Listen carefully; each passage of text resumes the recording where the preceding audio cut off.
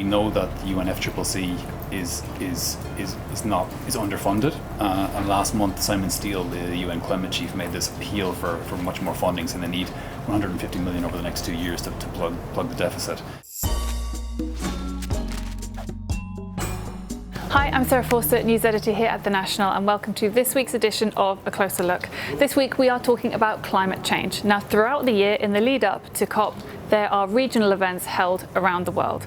This year, those events may be under threat and could maybe not go ahead. To talk to us a little bit more about why this might be, we've brought in our senior reporter, John Dennehy. John, thanks for joining me. Thanks for having me. So first of all, just explain for everyone watching which events are potentially being cancelled.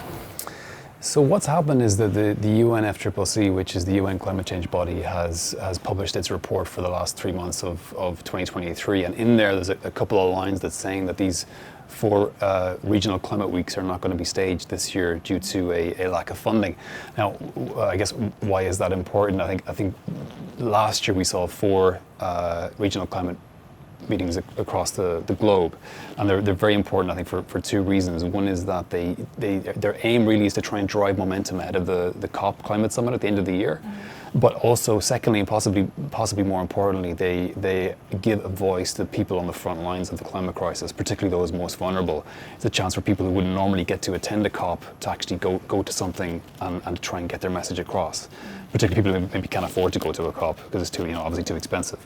So these are held in particular regions around the world to allow those voices to get heard. So they're actually very, very important forums. Mm-hmm. And I know that you've been to one. You went to the one last year in Riyadh.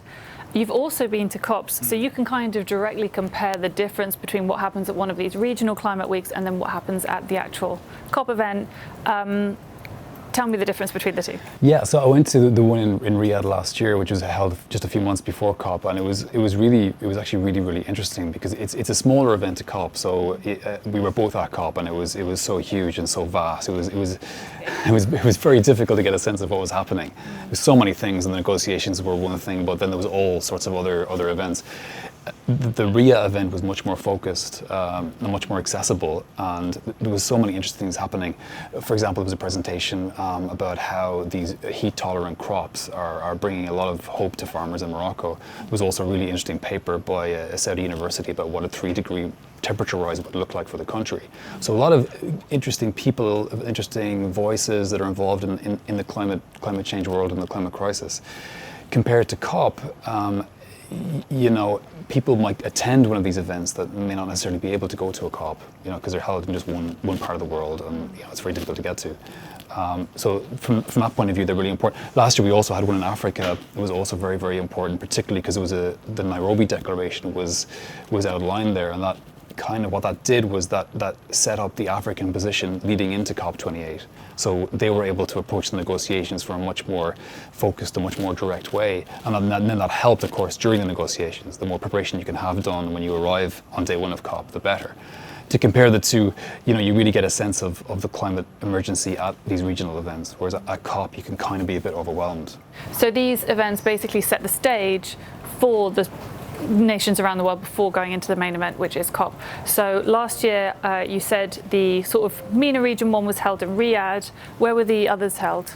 The others were in Kenya, in Panama, and Malaysia, and we don't know where they might have been held this year, but they tend to be in various parts of the world where people can get access to, rather than a centralized location. What's happened and why they're being cancelled, according to the UN, is just simply lack of funding.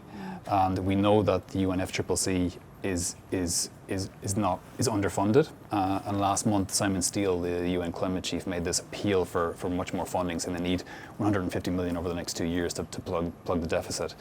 That comes from a mix of government contributions and from sort of voluntary contributions from governments. Now, whether that might change and whether funding might be secured and whether these events might actually be staged is not quite clear yet. We just don't know. As we know, this year COP29 is going to be held in Azerbaijan. If these events don't go ahead, what does that mean for that event?